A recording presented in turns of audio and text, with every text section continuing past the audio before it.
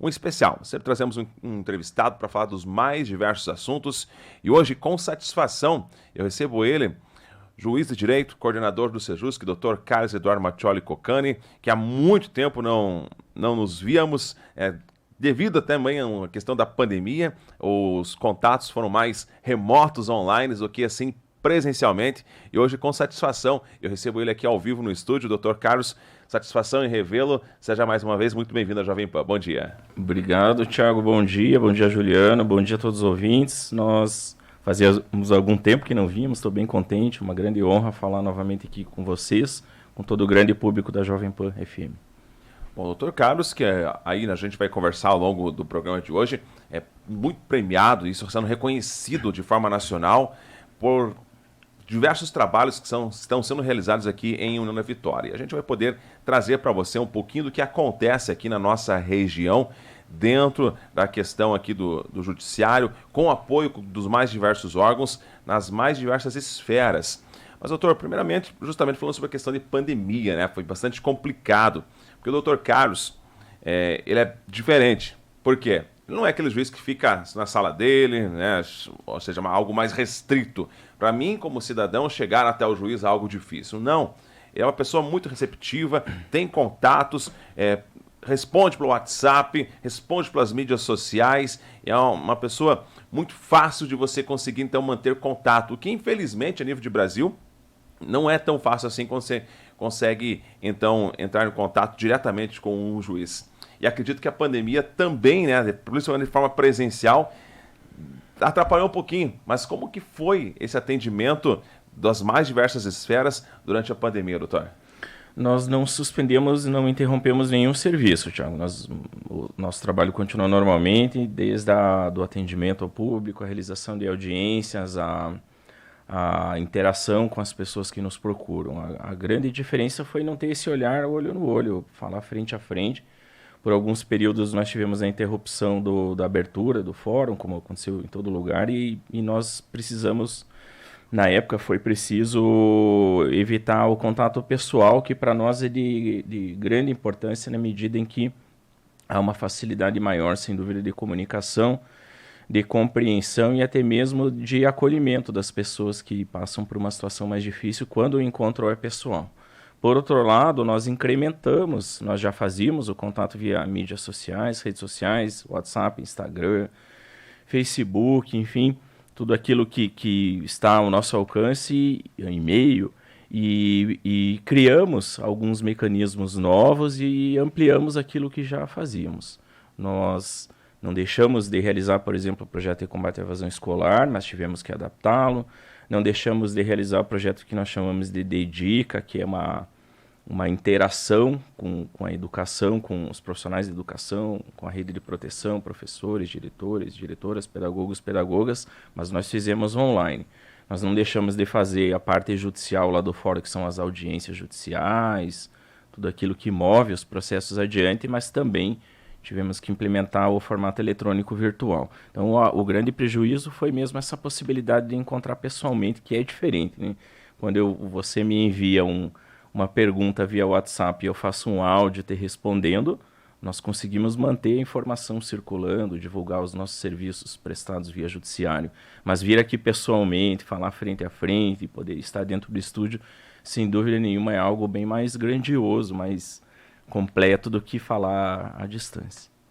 Excelente. Bom, doutor, também com a questão da pandemia, a gente teve um bom período sem aulas presenciais, né? Houve ali, claro, todo o esforço do Estado, do município, para dar, de uma certa forma, a continuidade às aulas virtuais, através, então, das mais diversas ferramentas. Tinha o celular, tinha o tablet, tinha o computador, mas, ao mesmo tempo, a gente acabou esbarrando, em alguns momentos, na questão social, financeira das famílias. Muitas famílias, né, a criança ali, o adolescente, não tinha esse acesso a ferramentas, como um notebook, um celular, por exemplo. Eu pude acompanhar também, ao longo de todo esse período, que diversas entregas foram sendo realizadas para essas crianças e adolescentes, fazendo a diferença, de fato. Hoje, o celular não é só uma questão, né, para você ter ali, então, de exibicionismo, por exemplo. É mais uma questão de necessidade, de fato, né? Assim, para manter o contato aqui junto ao Sejusc, junto também, então, às escolas e também as crianças por um certo período, tiveram, então, ali esse contato virtual com os professores para poderem, então, dar continuidade ao seu ensino. Como que foi esse momento, então, de realizar a entrega? Eu imagino a alegria de uma criança, né, principalmente do pai, de ver, poxa, eu não podia comprar isso para o meu filho. E, de fato, acho que é uma questão de... Eu não sei quem que fica mais satisfeito, se é o pai, a criança, ou se é nós como, então, os doadores, né? É interessante, Thiago, porque nós falávamos na pergunta anterior ali da diferença da pandemia lá na nossa prestação de serviço público da Justiça. E não houve alterações tão grandes, né? Nós conseguimos continuar funcionando, ninguém perdeu o emprego, porque a grande maioria lá são servidores públicos concursados. Quem tem serviços temporários ali, por exemplo, estágio, tem um contrato assinado também, tem um período de cumprimento desse contrato, então todo mundo continuou trabalhando, recebendo o seu salário e por aí vai. Por outro lado, nós sabemos que houve sim uma quantidade bastante grande de pessoas que acabaram perdendo as suas atividades remuneradas durante o período, e na seara da educação, nada é igual à presença em sala de aula. Nenhuma aula virtual jamais vai ser sequer parecida com o contato do professor, como nós falávamos aqui frente a frente, olho no olho, sentindo o aluno à sua frente, a forma como está desenvolvendo o aprendizado, a pedagogia do ensino na presença dos alunos ali em sala de aula, dentro do ambiente escolar, interagindo. É importante lembrar que a escola ela não termina com a lição, com a matéria, com o ensino sendo passado dentro da sala de aula. Há todo o aspecto da interação social, da convivência com pessoas da mesma idade, dentro da sala de aula, com pessoas de idade diferente no ambiente do colégio, a questão do compromisso, do horário, do comparecimento, da entrega da tarefa pessoalmente, e por aí vai. E tudo isso foi cerceado por motivos óbvios, não havia, a prioridade era a saúde, a vida de toda a coletividade, não havia como manter isso durante esse ano e meio aí, praticamente, que as aulas foram interrompidas. Então nós tivemos que aí sim, na prestação dos nossos serviços judiciários, seja via processo judicial, vara judicial, seja via cidadania, junto ao Sejusc, que é o setor do fórum que cuida desses aspectos ligados aos projetos, que muitas pessoas falam em projetos sociais, mas nós intitulamos como projetos de cidadania, de promoção da cidadania. Nós tivemos que implementar medidas outras, né? Se antigamente, antes da pandemia, nós cobrávamos dos pais, dos responsáveis legais, às vezes o avô, o tio que tem a guarda, e dos próprios alunos, a presença em sala de aula, a frequência, o comprometimento com o ensino, a realização das tarefas, a busca de um bom desempenho, após o advento da suspensão das aulas e de toda essa mudança, nós tivemos que trazer soluções novas para, antes da cobrança, primeiro estar ao lado dessas famílias que não tinham condições ali de prover a possibilidade de assistir às aulas online, realizar as tarefas virtualmente, inclusive com o fornecimento de material para tanto, como por exemplo aparelhos celulares, notebooks, tablets, nós conseguimos alguns, e computadores. Então nós fizemos uma campanha chamada Ajude um Aluno da Escola Pública a Continuar Estudando. A campanha Ajude um Aluno arrecadou mais de 200 de aparelhos. Nós não entregamos aparelhos ruins, quebrados, sem funcionar. Nós tivemos inúmeros parceiros, inclusive, Thiago, que nos ajudaram no preparo dos aparelhos, né? Porque às vezes a pessoa doa, mas ali tem um monte de aplicativo instalado, enfim, alguma coisa ali não está funcionando. Computadores, a gente sabe que de vez em quando trava lá, precisa de um especialista para resolver ali aquelas questões. Então nós tivemos a parceria da Uniuv, por exemplo, de empresas privadas aqui, a Cell Center, uma empresa aqui da nossa região, de Porto União da Vitória. Nós tivemos inúmeros doadores que doaram, inclusive, equipamentos novos, né? Uma família aqui de União da Vitória que tinha um computador e um notebook em casa, compraram um computador e resolveram doar um notebook novo, praticamente sem uso. Tablets de crianças também que usavam ali, como disse uma mãe, apenas para jogar, né? Apenas ali para o lazer. Ela falou, puxa, alguém vai usar esse tablet para assistir a aula que vai formar essa pessoa, que ela vai poder continuar estudando, enfim. Foram aparelhos de grande qualidade. Foi com muita emoção, nós fizemos as entregas, inclusive fizemos questão de ir até a casa das pessoas para que elas não precisassem buscar, entregamos em mãos. Até na nossa visão é de grande importância esse compromisso da manutenção, dos aparelhos em condição boa de uso, de comprometimento daquela família que está recebendo e que vai efetivamente prover ali a possibilidade da criança, do filho, do adolescente continuar assistindo às aulas. Então a entrega pessoal é a chamada criação de vínculo, que eu sempre falo, nossa, com a família, com o aluno, com a mãe, enfim, uma carga de emoção muito grande, né? Uma mãe, por exemplo, de São Cristóvão, ali do bairro Panorama, conjunto Horst 1, que é nossa parceira já de longa data, que já passou por situações pessoais difíceis lá no passado, buscou ajuda, fez tratamento médico para a questão de dependência dela, recuperou as filhas, está trabalhando já há bastante tempo. Ela me procurou ali na reta inicial da pandemia e falou: Doutor Carlos, eu não tenho mais qualquer possibilidade aqui eu não consigo ir buscar as tarefas, né? Porque o meu horário aqui é incompatível com o horário da escola. As tarefas por escrito, as minhas filhas têm bastante dificuldade de conseguir realizar sem assistir a aula e a gente não sabe o que fazer, eu estou desesperado. Foi uma das pessoas que foi cadastrada. Importante dizer que todas as famílias são avaliadas na questão socioeconômica, porque a quantidade de pedidos é bastante grande. E ela foi uma das pessoas que acabou recebendo um computador, né? Aquele computador completo, com mouse, teclado, o gabinete, uma tela enorme, uma capacidade ali de rodar a internet com bastante qualidade. E ela, semanalmente, ela me mandava no WhatsApp, ela tirava foto da filha estudando. Eu tinha uma filha que não queria aparecer, se escondia, assim, mais tímida, né? Então ela tirava a foto escondida lá e falava: Juiz, olha que emoção a minha filha assistindo a aula ao vivo aqui, possibilitando que ela continue, mesmo com essa loucura toda que está acontecendo, frequentar as aulas. Então foram várias medidas, entre elas essa não foi a única, Thiago, da possibilidade de que as pessoas continuassem tendo um mínimo de dignidade, de condição de seguir a vida adiante, apesar de todas as dificuldades. Nós focamos também na parte social em outros aspectos, né? Chegou um momento ali que muitas empresas pararam, o comércio suspendeu atividades, algumas pessoas tiveram redução de salário, e para quem tem ali os boletos todo mês para pagar, as contas acumulando, você ter um mínimo desconto do valor do salário já é bastante penoso para conseguir fechar o mês, o que não dizer de quem perdeu o emprego nesse período. Então nós trabalhamos também com a parte social, no acolhimento psicológico, na conversa, na busca de alternativas, ajudar a fazer currículo, entregar em empresas, fazer indicações. Nós trabalhamos com muitos jovens ali, mães, mulheres solteiras que daí não tinha, ou mães que criam os filhos sozinhas, que não tem, por exemplo, não tinha como contratar alguém para deixar as crianças em casa para sair trabalhar, na medida que as aulas estavam suspensas. Então auxiliamos na indicação preferencial, inclusive, de vagas de trabalho para esse público. E até mesmo em questões mais básicas, que não é o nosso papel cotidiano, Thiago.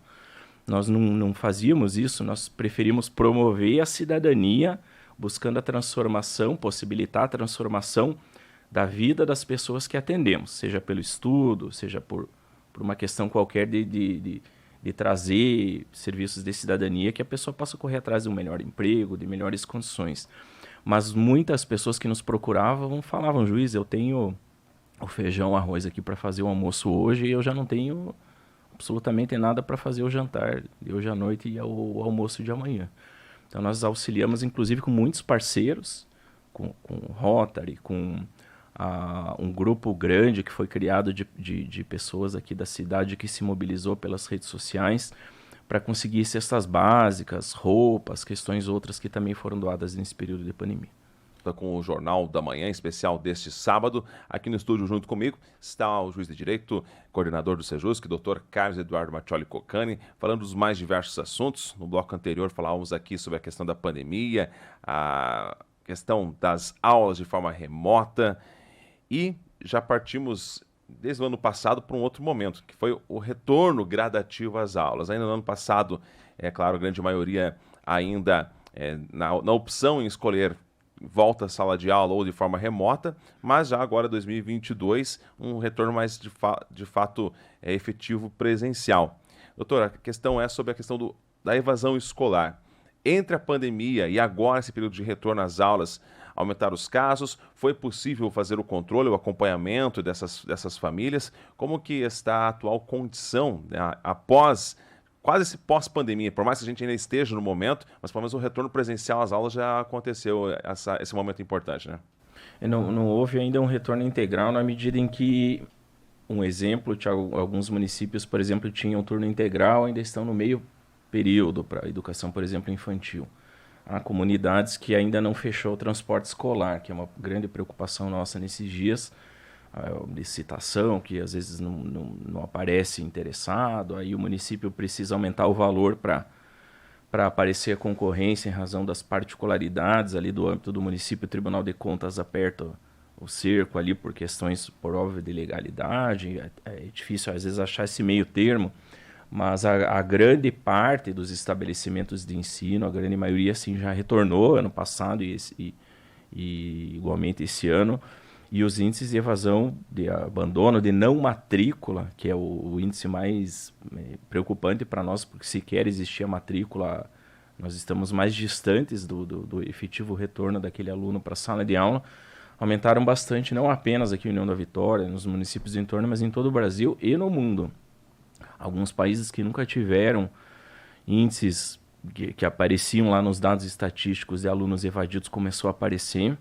E particularmente no Brasil, mas puxando aqui para a nossa realidade local, nós passamos a ter evasão. Evasão, quem não conhece, é o abandono, é o não estudar, é não ir para a escola, não matricular, ir pouco e estar prestes a abandonar mais adiante, em alguns casos em que ainda há frequência.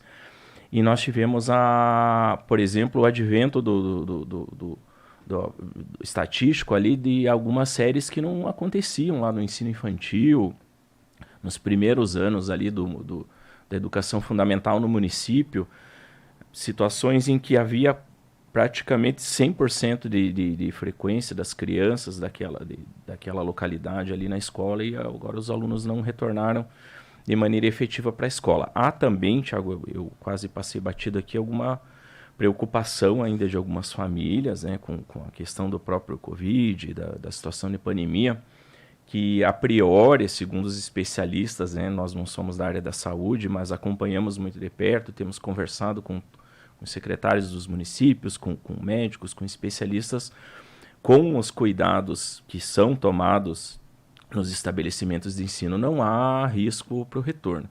Mas vale sempre destacar também que alguns alunos podem ter aquelas particularidades de alguma doença ali que precisa de um cuidado maior, e aí sim seriam situações que justificariam sempre consultar o profissional que já acompanha o tratamento médico da criança, o pai que tiver algum receio, alguma dúvida, porque na realidade, de forma geral, o retorno foi seguro, tem sido seguro, os índices de contaminação em escolas são muito baixos, às vezes até menores do que o índice da média do município, por exemplo, na sua integralidade. E isso nos preocupa na medida em que o tempo de pandemia e de aulas online já causou um prejuízo bastante grande na questão pedagógica, do conhecimento mesmo, de adquirir ali a possibilidade de evoluir nas matérias ali, que são ligadas à idade de cada criança, de cada aluno, de cada aluna. E na medida em que já houve esse período, portanto, de algum atraso ali na questão da aprendizagem do desempenho, o não retorno ou retorno sem qualidade, com muitas faltas, ele pode causar uma evasão maior ainda mais adiante. Porque aquele aluno que não consegue mais acompanhar o conhecimento em sala de aula, ele não entende o que está acontecendo, ele vai mal na prova, começa a caminhar ali para uma reprovação em todas as matérias, daqui a pouco tem que repetir de ano, ele tem sim um risco também de evadir mais adiante. A grande diferença, Thiago, isso nos alegra, por outro lado, sempre também olhando o copo meio vazio, meio cheio, a grande diferença que nós temos aqui na região é que nós somos uma das únicas localidades, uma das únicas regiões no país que temos um projeto de combate à evasão escolar há mais de 10 anos, há quase 15 anos, na verdade. Então, no momento em que nós estamos aí, talvez na pior época de todos os tempos, desde que a educação passou a ser universal, baixou alguns anos atrás ali a idade para abarcar a primeira infância, na reforma legislativa que houve ali, a idade de ingresso no sistema diminuiu, e nós somos um lugar, uma cidade, uma região, porque nós abarcamos também os municípios do entorno, que tem já um projeto constituído em pleno funcionamento, que vai até as famílias, que conversa, que dialoga, e mais do que tudo, que respeita a individualidade de cada aluno e de cada aluna. Que nós vamos atrás, por exemplo, do porquê do não tenho interesse em frequentar a escola agora após pandemia. Mas será que é exatamente isso? Será que tem uma questão de trabalho para ajudar a família? Será que tem uma questão de saúde mental, que é um outro grande problema aí pós-pandemia, e que também ao longo do tempo tem baixado a idade, que nos preocupa esse acompanhamento mais de perto e de como as pessoas estão no seu bem-estar, na sua tranquilidade mental. Então, tudo aquilo que nós já fazíamos, estamos colocando de maneira bastante qualificada e responsável, com ainda mais precisão para conseguir chegar até as pessoas, as famílias e aos alunos que eventualmente não estão matriculados ou matriculados não estão frequentando as salas de aula. Excelente. Doutor, justamente essa questão que eu ia perguntar agora. Bom, de repente, a criança chegou a ser matriculada, compareceu ali alguns dias e já faz algum par de dias aí que não comparece à sala de aula. A partir de que momento em que as mais diversas autoridades, do nível, seja da questão da educação, até mesmo já do judiciário, entram em ação, começam a alertar, opa, essa criança não está indo para a escola só por um motivo ali, pode estar doente, alguma coisa. Quando que já começa esse sinal de alerta? A partir de quanto tempo dessa criança de estar ausente da sala de aula? Nós aprendemos ao longo dos anos de execução do projeto, Thiago, que as coisas não são matemáticas, né? Não são objetivas, se nós formos tratar exatamente igual. A escola, por exemplo, é Helena Colodi, lá no interior de Cruz Machado, como a escola aqui do centro de União da Vitória, o Anchieta, por exemplo, não é o mesmo público, não é o mesmo situação socioeconômica da família, não são os mesmos hábitos, a vida da família lá da linha Vitória, interior de Cruz Machado, não é a mesma vida de uma família com o mesmo padrão, às vezes financeiro, de idade, enfim, às vezes o mesmo emprego da família que mora aqui em União da Vitória. Isso vale também para as peculiaridades de abordagem dos núcleos familiares e dos próprios alunos. Claro que há algumas regras, sim, objetivas, que advêm ali, por exemplo, da Secretaria de Educação, a orientação lá das anotações das 5 faltas consecutivas, das 7 faltas alternadas, mas o que nós sempre pedimos, conversamos, dialogamos, acertamos com as escolas estaduais, com as escolas municipais por meio das secretarias de cada município, é que se tenha um olhar de precisão e um acompanhamento bastante individualizado de cada família, de cada sala de aula, que cada professor, que muitas vezes conhece muito melhor do que, às vezes, até os próprios vizinhos e familiares daquele aluno, como as coisas se constituem, possam trazer as informações de maneira mais precisa. Então, nós temos um exemplo, respondendo a outra pergunta, se nós precisamos das 5 faltas consecutivas ou das 7 alternadas para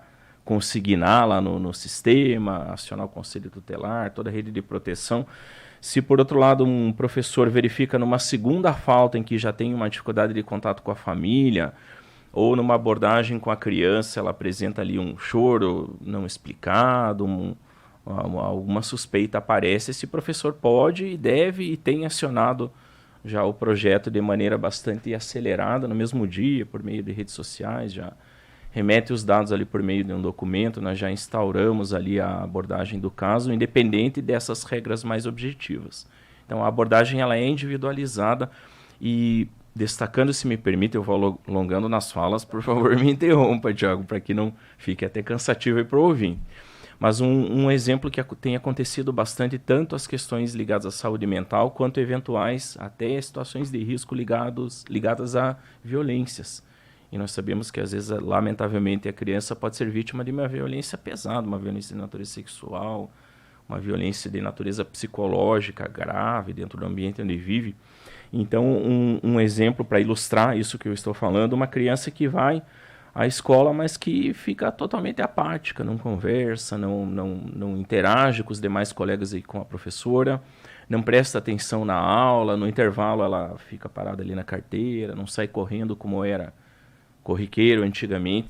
Então, o professor, ele numa abordagem inicial, não identificando o problema com as questões ali pedagógicas ligadas à sua área de conhecimento, ele já aciona o projeto também, independente inclusive da falta, porque é um aluno que está presente, ele está dentro da sala de aula, não está faltando, não está efetivamente evadido, mas ele já é acionado o nosso projeto para que a gente possa abordar e descobrir o que está acontecendo ali na vida daquela criança para que ela possa estudar com qualidade. Olha só, então é um trabalho bastante intenso que acontece nos bastidores, aquilo que a gente não vê, não acompanha de forma direta, mas essa atuação e esse cuidado que temos com as nossas crianças e adolescentes. Bom, tanto cuidado assim nesse trabalho que vem há mais de uma década acontecendo na região de União da Vitória, começou obviamente a ser reconhecido de forma nacional. Até falava aqui fora do ar com o doutor antes de nós iniciarmos o jornal. É bacana ver uma cidade tida como pequena, né, uma cidade do interior, isso perto de grandes centros, ser reconhecido de forma nacional. O Conselho Nacional de Justiça, eu lembro que eu acompanhei agora, foi no começo do ano, não vou me lembrar exatamente qual a data, mas era no primeiro mês do ano, né, lançando até nas suas plataformas, nos seus sites, né, colocando o nome de União da Vitória, como o trabalho de evasão escolar ali, sendo destaque a nível de Brasil. E tivemos, né, um primeiro lugar, um primeiro prêmio, né, nesse trabalho sendo executado aqui do Prêmio Prioridade Absoluta, né? Doutor, como que foi, então, acredito eu deve ter sido através um e-mail, através de uma ligação, dizer, seguinte, vocês estão premiados. Acredito que seja a coroação desse trabalho, esse reconhecimento sendo feito há mais de uma década, né? É sempre importante destacar, Thiago, que não se busca os louros do holofote, né, da rede social, até porque isso muitas vezes pode até atrapalhar em alguns aspectos o nosso trabalho. O que nós queremos é nos concentrar na ajuda às pessoas que aparecem à nossa frente, especialmente, prioritariamente, se possível, de maneira preventiva, inclusive, evitando a judicialização, que vire um processo judicial, que a situação se agrave, fique de difícil resolução mais adiante. Esse é o objetivo principal, é a meta que nos guia, que nos move no nosso cotidiano de trabalho. Por outro lado, Thiago, o que a premiação ela traz para nós? Primeiro, todas essas premiações são técnicas, né? Foi a primeira premiação de âmbito de justiça. E o Conselho Nacional de Justiça, quem não conhece, o chamado CNJ, aí na sigla, ele é o órgão de gestão do Poder Judiciário. É o órgão que traz o olhar técnico, científico, que estabelece as plataformas de trabalho, o plano de gestão. É como se fosse o sistema lá de gestão de uma empresa, como, por exemplo, a Jovem Pan tem uma gestão nacional, depois tem a gestão local, que estabelece como os programas vão seguir, como eles vão ser organizados. A direção de uma escola assim funciona, o dono de uma grande empresa, de uma grande indústria. E no nosso caso, o judiciário, que ele é bastante ramificado por todo o Brasil, todas as regiões do país têm varas judiciais, tem prédios de fórum, ele tem o órgão gestor central lá em Brasília, que é o CNJ. E o CNJ disse, inclusive, alguns anos atrás, que um dos caminhos do judiciário é desburocratização, ou seja, diminuir essa demora horrorosa, né? Os processos judiciais demoram, parece que não termina nunca. É um sofrimento para as pessoas que esperam uma decisão judicial.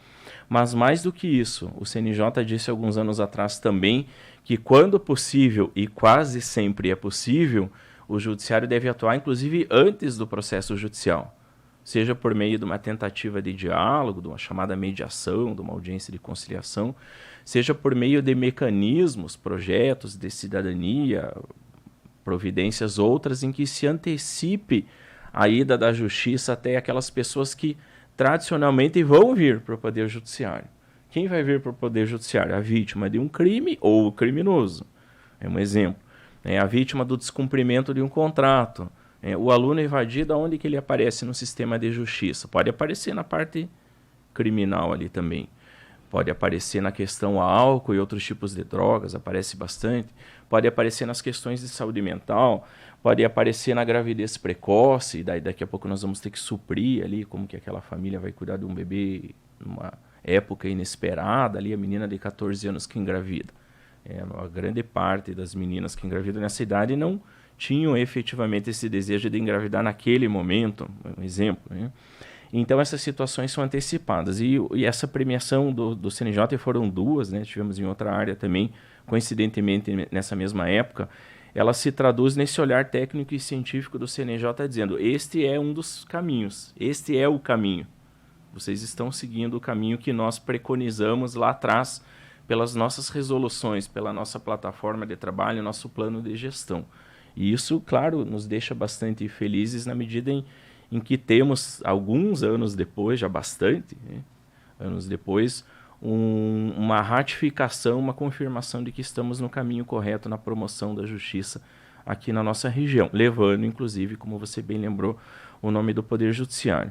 Vale lembrar, Thiago, que esse projeto ele foi reconhecido também nacionalmente em 2017, mas aí não por dentro da Justiça, foi pela Associação de Juízes do Rio de Janeiro, que é uma associação que engloba um grupo de juízes, mas foi também uma avaliação científica.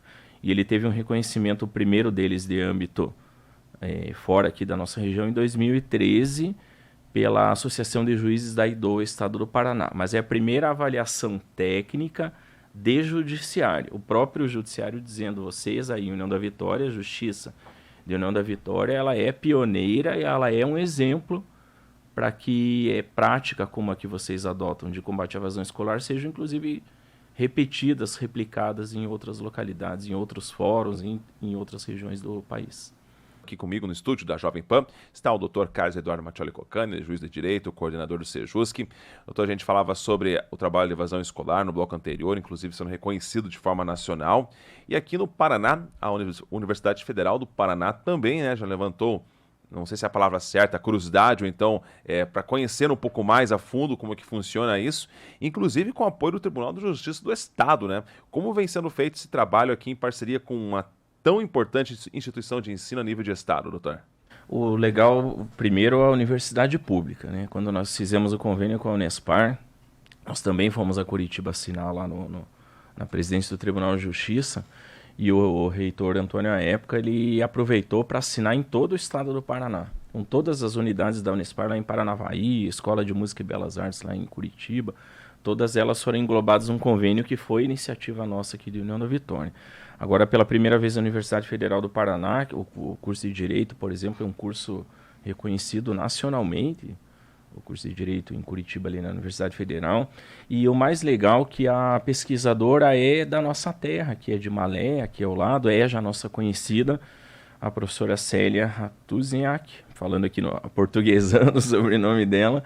Ela é a nossa parceira já de longa data, inclusive na pesquisa do projeto de combate à evasão escolar. Tiago, nós temos, além dessas premiações que a gente falou no bloco anterior, que são todas científicas, é importante dizer, não é alguém que olhou lá e falou, puxa, é o Tiago, é o Juliano, é o juiz Mattioli, vamos ali dar o prêmio para ele. Foi uma avaliação técnica, são avaliações técnicas científicas, né? É um olhar de verificação ali, se há uma justificativa razoável, plausível para o projeto, quais são os resultados, quais são os números, as estatísticas lá no final do ano escolar, enfim. E essas avaliações, elas são subsidiadas por todos os nossos parceiros, como o Núcleo Regional de Educação, o professor Carlos Poulsin, como, por exemplo, o secretário Municipal de Educação, professor Ricardo Brunhago, o doutor Júlio, promotor de justiça, enfim, todos os parceiros são de grande importância. Mas quando vem a universidade, já vem o olhar técnico no decorrer da execução do projeto. Então a professora Célia sentou uma vez na minha sala e falou, doutor Carlos, tem um negócio aqui que o senhor está fazendo errado. O senhor está caminhando para um lado aqui que, a meu ver, tecnicamente falando, respeitosamente falando, ela, claro, muito educada, muito gentil, mas foi firme ao mesmo tempo, para trazer a opinião dela. Ela falou, a partir do momento em que o senhor passar um sermão ali, dar uma bronca coletiva, isso não vai trazer o resultado efetivamente que o senhor espera ali para retorno dos alunos para a sala de aula. Então eu sugiro que o senhor mude um pouquinho o foco ali, tire um pouco essa figura da justiça ali como coação, como ameaça, e traga uma abordagem um pouco mais pessoal, um pouco mais leve até, de apoio, de estender a mão, de prestar ajuda. E nós já estávamos caminhando para isso, aí vem especialista com o olhar científico da pesquisa e fala, tem que mudar um pouco isso mesmo. E daí nós mudamos bastante ali o formato de abordagem, passando a compreender que apenas casos excepcionais nós vamos falar lá da multa para os pais que não levaram os filhos para a escola, na responsabilização, por exemplo, dos pais ali que vão sofrer uma punição. Mas a partir do momento em que quase a totalidade, Tiago, dos casos ali estão envolvidos problemas sociais, situações de risco, violências, vulnerabilidades, a criança e muitas vezes a família é vítima de muitas coisas que estão à volta. Como é que a vítima vai ser responsabilizada por algo que ela sequer contribui ali para que aquilo cause o problema ali, por exemplo, da falta de estudo. Então é isso que a Universidade Federal vai continuar fazendo agora. Vai particularmente estudar a questão das alunas meninas nessa pesquisa agora. Porque a menina, quando engravida, ela para de estudar, mas o pai do filho continua. A menina, quando ela casa, ou quando ela tem uma união estável, um namoro que vai morar junto, enfim, ela vai passar a fazer o serviço doméstico. E o menino, dificilmente ele vai parar de estudar em razão desse casamento. A menina, ela sofre mais bullying, os bullying às vezes são mais pesados, tem preconceitos ligados às questões da mulher, da situação da mulher, das opções que ela e das escolhas que ela faz ao longo da vida. Ela sofre, eu sempre digo nas minhas falas públicas, palestras, fiz algumas semana passada, no começo dessa semana, que ainda está em andamento aí sobre o Dia da Mulher, e eu sempre digo, a mulher sofre muitas questões que o homem jamais vai passar ao longo da vida dele. Então essa pesquisa da Universidade Federal da professora Célia, agora com o apoio do Tribunal de Justiça, questões ligadas ao público de alunas, meninas, nós vamos ter um olhar de ainda mais precisão para buscar um acerto mais completo e possibilitar que as alunas, mulheres, meninas, não parem de estudar antes da idade, que é recomendável que continue estudando. Até ilustrando uma questão aí para você ver como que é essa abordagem quando fala menina, eu até sempre eu fico muito temeroso, até sempre quando eu posso eu vou perguntar ao Dr. Carlos, ó, o senhor que é da área aí. Por exemplo, acontece lá de vez em quando uma mãe tem contato, poxa, minha filha saiu de manhã, saiu ontem, não compareceu mais, tem como, se por gentileza, fazer uma nota que ela está desaparecida, né, todo esse procedimento.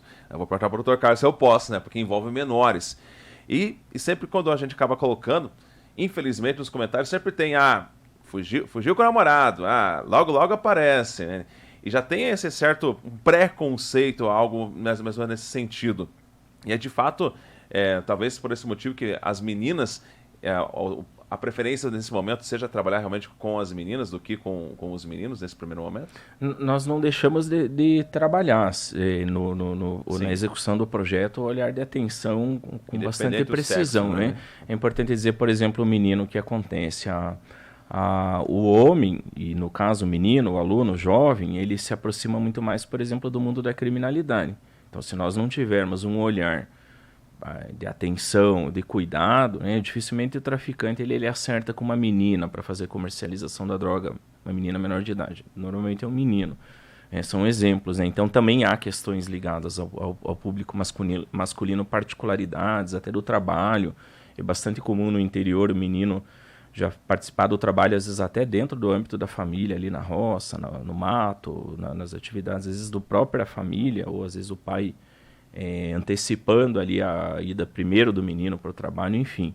Mas a escolha da professora Célia, ela é em razão dessas particularidades que a mulher sofre, que são mais pesadas mesmo, Thiago. Quando nós começamos a nos debruçar no dia a dia de fórum para situações de cotidiano, a mulher sofre muito mais ao longo da vida. E sofre até por questões mais, entre aspas, né? Eu ia falar uma adjetivação aqui, até eu vou evitar usar, mas por questões mais corriqueiras, né? Eu vim hoje cedo, estava escuro aqui ainda quando eu cheguei para a entrevista, né? Porque estava começando a amanhecer.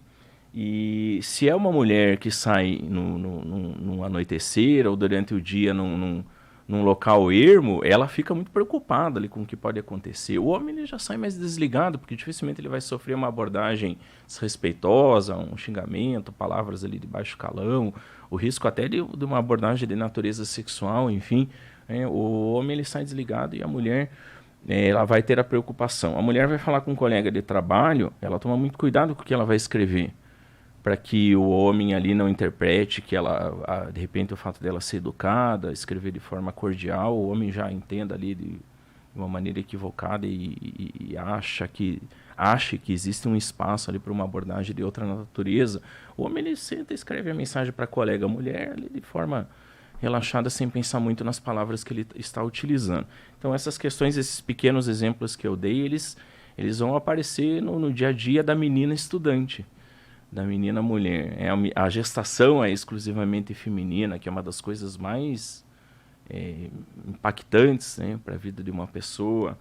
E, lamentavelmente, depois da gestação, quem cuida da criança, via de regra, é a mulher. A contribuição do pai em quase todos os níveis sociais de educação é menor.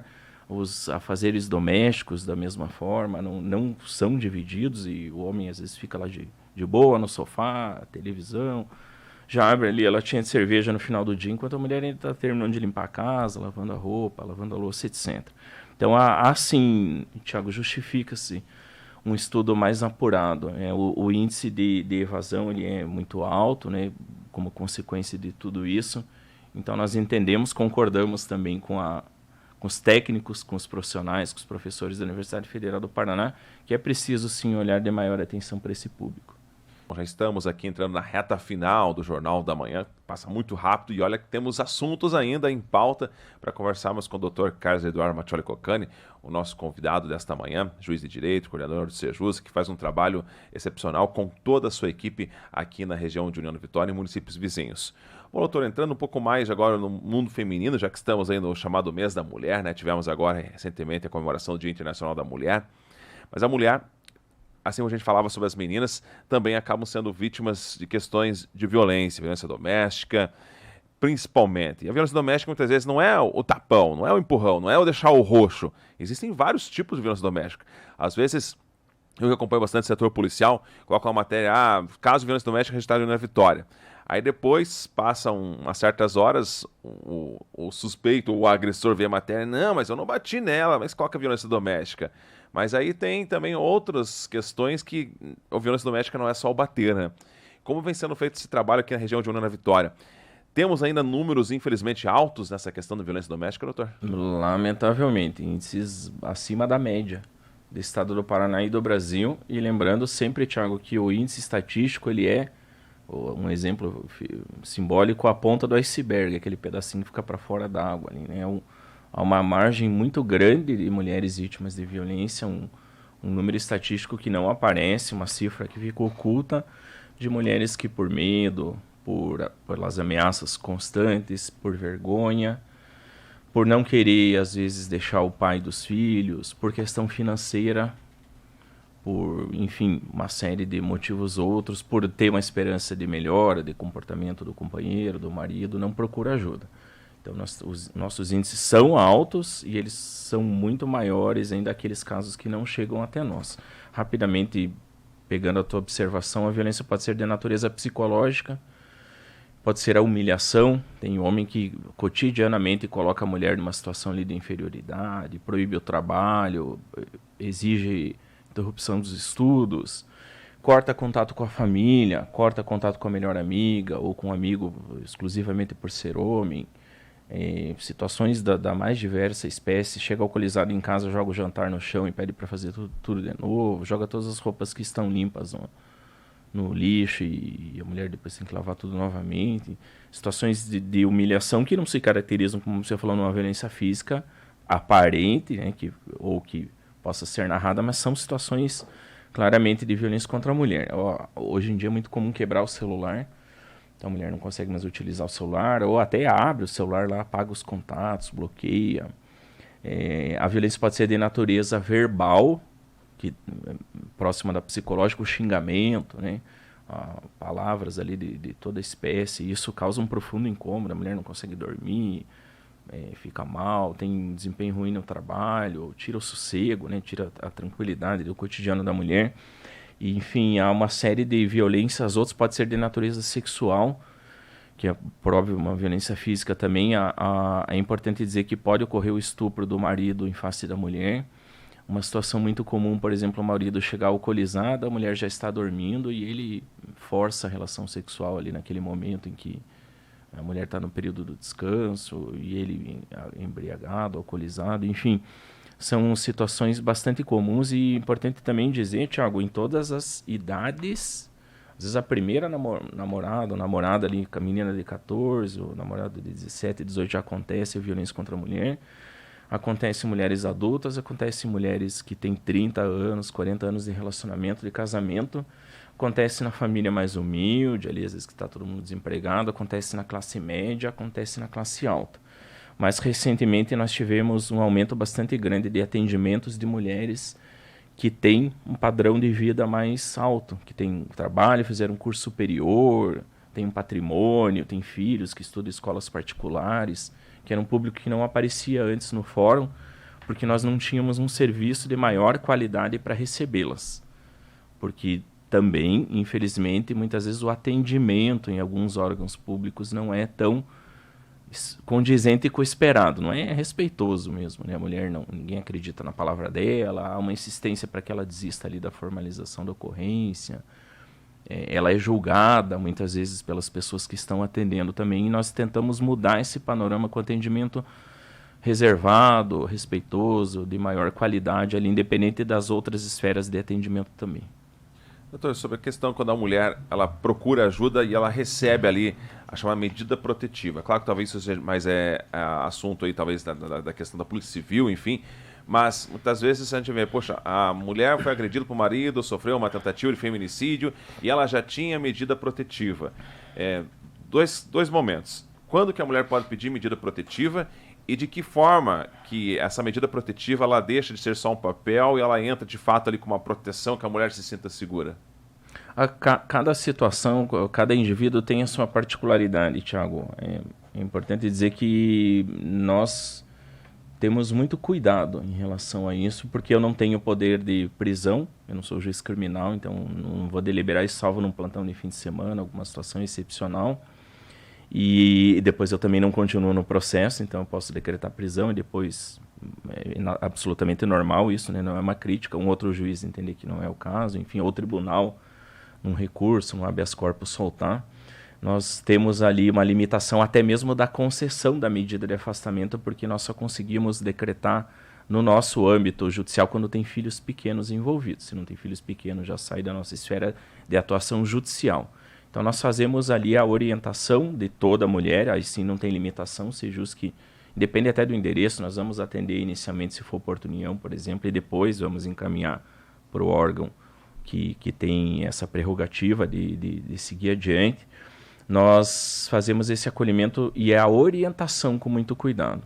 Nós buscamos, inclusive, profissionais que têm essa prerrogativa, que são advogados. Pela Lei Maria da Penha, a mulher pode e deve receber um atendimento de advogado, inclusive, sem custo. Está previsto na lei, pouca gente sabe. Então, nós deixamos a mulher com o melhor suporte para que ela possa ter tranquilidade quando só vem a medida protetiva e não uma prisão, e há um risco de descumprimento, ou quando às vezes não sai nem a medida protetiva, ou ainda não deu tempo pela burocracia de chegar ali até a mesa do juiz, por exemplo. Então, a mulher ela passa a ter mais elementos ali para saber até o tamanho desse risco. Muitas vezes ela vive isso, né, mas às vezes ela não consegue ainda visualizar. E, inclusive, colocando, às vezes, numa situação de proteção, de acolhimento, até numa instituição em outra cidade, mas também com orientações mais particulares ali, cotidianas, em contato próximo com a polícia, aqui um especial agradecimento à Polícia Militar, que tem sido muito diligente nesse aspecto, dando um suporte ali, seja com a Patrulha Maria da Penha, seja com as viaturas de rua mesmo ali que estão circulando naquele momento, com acompanhamento do comando, da Polícia Reservada também, que faz todos os elogios. Então nós damos um suporte mais completo, porque realmente só o papel da medida protetiva muitas vezes é algo que não vai assegurar, lamentavelmente, a segurança daquela mulher. Os últimos casos de feminicídio na nossa região, todos eles, salvo engano, mas boa parte deles, eu lembro aqui de memória, tinha medida protetiva já, assegurando em tese ali essa proibição de aproximação, e lamentavelmente não só ocorreu a aproximação como a perda da vida da mulher vítima. Excelente, doutor. Bom, para a gente finalizar, ainda tínhamos vários outros assuntos, já vamos ter que fazer já uma parte 2 aqui com o doutor Carlos, mas só para finalizar sobre esse assunto, até estava acompanhando aqui, até fui procurar, porque eu vi no ato que foi publicado, mas eu já busquei aqui a publicação, foi feita agora, quinta-feira, olha só, através do perfil do Sejusc. O Sejusc de União da Vitória atende de forma reservada, sigilosa e de maneira empática toda mulher que nos solicita ajuda, apoio, orientação ou encaminhamento. E agora vamos voltar, né? Tem um convite para essa mulher que de repente está nos ouvindo, nos assistindo agora ao vivo ou posteriormente, quando o vídeo for relançado. De que forma que essa mulher pode procurar ajuda e quais os tipos de ajuda? Primeiro, Thiago, na hora da emergência, na hora do risco, Polícia Militar, sempre, né? 190. Então, já aconteceu de alguém nos procurar primeiro ali, não dá para perder tempo quando o sujeito já avisa que está indo na casa, faz ameaça de morte, fala que vai colocar fogo, está nervoso, está armado, está alcoolizado, é sempre polícia militar. Especialmente porque nós também não funcionamos 24 horas, né? Eu sempre brinco que pode mandar mensagem para mim em qualquer horário, mas hoje, por exemplo, às 4 da manhã eu estava dormindo para acordar às 5h30 para chegar aqui na entrevista antes das 7. Mas às 4 da manhã eu não ia responder se alguém escrevesse lá. De manhã cedo eu consegui responder algumas pessoas antes de vir para cá. Estou falando com vocês aqui, o celular está em cima da mesa, tem um monte de mensagem chegando. Daqui a pouco eu consigo parar um pouquinho e respondo também. Então, as nossas redes sociais, Sejusc União da Vitória no Instagram, Sejusc União da Vitória no Facebook. Né? Vara da Infância e Juventude lá no Facebook também. Mas não tem problema nenhum, Thiago. Muita gente manda com bastante respeito, quase todas as pessoas, isso é muito legal, abordam de maneira bastante respeitosa nas redes sociais, até o WhatsApp e tudo mais. Perdão, doutor, não quero incomodá-lo, mas não encontrei outra maneira. Então, mais uma vez, peço desculpas por mandar mensagem. Não precisa pedir desculpas, não tem problema algum. Pode mandar mensagem, estou aqui falando publicamente no espaço de vocês. Sei que muita gente vai procurar por causa da entrevista aqui, não tenho dúvida nenhuma disso. Então, pode procurar também diretamente Carlos Mattioli, pode mandar mensagem lá no chat do Instagram, pode mandar mensagem pelo Facebook. No hiperlink ali da bio do Instagram tem o WhatsApp também, tem pessoa que prefere mandar no WhatsApp. Tem, por exemplo, mulher que o marido controla as redes sociais, né? Tem rede social que você apaga e deixa rastro. E a mulher às vezes quer escrever num lugar lá que a mensagem apague logo a seguir. Então pode procurar por qualquer mídia, não tem problema algum. Mas não na emergência. Procura depois, a situação acalmou um pouquinho, a polícia abordou. Ou não chamou a polícia ainda, porque não tem nenhum risco naquele momento. Pode tirar qualquer tipo de dúvida, pergunta, esclarecimento, como foi falado na propaganda essa semana. E nós vamos daí conversar, se for preciso pessoalmente, vamos chamar. Temos uma equipe de psicologia que eu arrisco dizer que é uma das maiores do Brasil dentro de um prédio de fórum. Às vezes eu me espanto com a quantidade de profissionais de psicologia que nós temos lá, porque tem muitas voluntárias também, o que é muito legal. E essa equipe atende, acolhe, me ajuda ali na parte que eu não tenho conhecimento técnico, que a psicologia tem. E nós vamos estudar o caso e prestar as orientações necessárias para que a mulher tenha um pouquinho de segurança. Seja no caso em que ela quer continuar o relacionamento, que é bastante comum, nós não podemos julgar. A mulher ama o marido, ela gostaria que ele fosse diferente, que ele mudasse comportamento. Gostaria que ele não bebesse, porque é quando ele bebe que ele fica extremamente violento. Enfim, e quando a mulher quer continuar a vida adiante sozinha, mas ela tem o medo, às vezes, do que vai acontecer depois, ou não tem dinheiro, não trabalha, não tem patrimônio, e daí ela acaba esticando aquele relacionamento, mas ela gostaria de seguir a vida adiante de outra maneira. Então, seja numa situação ou na outra. Seja com um boletim de ocorrência já formalizado ou uma situação que a mulher nunca procurou a polícia. Seja uma situação em que a mulher é casada no papel ou não, tem filhos ou não tem filhos, é só um namoro ou já é um casamento de 20 anos. Não tem qualquer restrição, Thiago. Toda e qualquer mulher que está ouvindo, as pessoas que estão nos ouvindo e que conhece uma mulher que passa por uma situação difícil, uma situação de risco, uma situação de violência, pode e deve procurar. Incentive a mulher, ofereça junto, é muito comum. Juliano, Thiago, que estão aqui no estúdio, às vezes a mulher ela vai com a melhor amiga. Ela vai, às vezes, de mãos dadas, né, simbolizando ali a segurança que ela precisa para ir junto. Em escolas é muito comum. Quando atendemos meninas na escola, às vezes vai 3 amigas junto. Vão falar comigo lá no final da palestra por causa de uma menina que está passando uma situação difícil ali com o namorado. Não tem problema nenhum, né? A escolha, o formato de procurar, nós vamos manter o sigilo. Se a mulher diz, eu não quero de forma alguma ir na polícia, nós vamos estudar o caso e vamos orientar, às vezes é necessário. Mas nós vamos respeitar, quando nós falamos em respeito é isso, né? Respeitar as decisões que aquela mulher pretende tomar adiante de acordo com o problema que ela apresenta.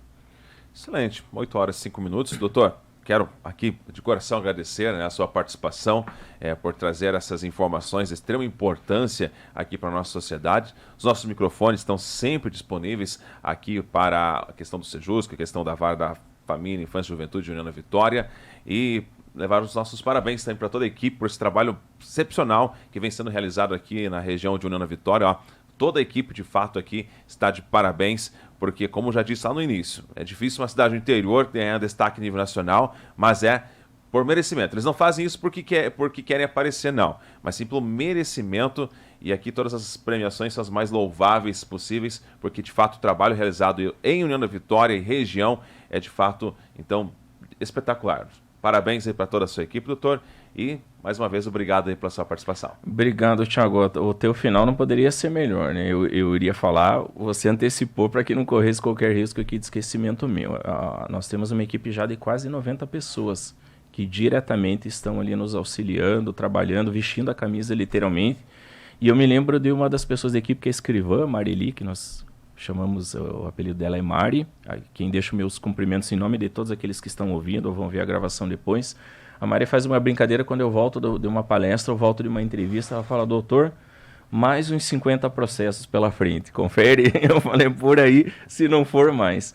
Então que nós possamos aí, e vamos com certeza com base nessa entrevista, depois nos vídeos que vocês possam, chegar a mais pessoas que precisam de um auxílio, de uma orientação. Esse é o objetivo principal. Nós somos servidores públicos acima de tudo. Prestamos um serviço público, serviço às pessoas, especialmente aquelas que passam por um momento maior de dificuldade, que precisam de ajuda. Esse espaço cedido hoje aqui, ele simboliza muito isso. Vocês, como representantes da mídia, da comunicação, da imprensa, como se fala coloquialmente, vocês estão também prestando hoje esse serviço público de ajuda a muitas pessoas que vão procurar com base nessa entrevista, o que me deixa muito feliz de ter acordado cedo num sábado aí, poder saber que nós teremos mais 50 ou mais 100, quem sabe, situações em que vamos estender a mão e ajudar algumas pessoas a seguir adiante com maior tranquilidade e com maior bem-estar. Muito obrigado mais uma vez, estou sempre à disposição.